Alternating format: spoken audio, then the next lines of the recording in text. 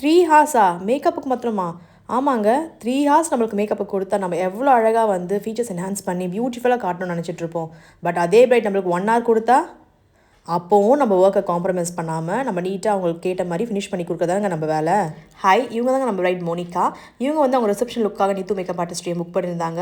So இவங்க கேட்டது என்னென்னா, ரொம்ப சிம்பிளாக, நீட்டாக, எலகண்ட்டாக அண்ட் ஸ்கின் ஃபினிஷில் ஓடு இல்லாமல் அதுக்கேற்ற மாதிரி ஒரு சிம்பிள் ஹேடும் கேட்டிருந்தாங்க.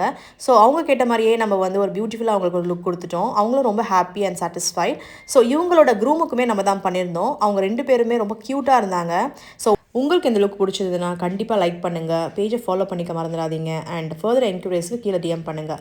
Thank you so much.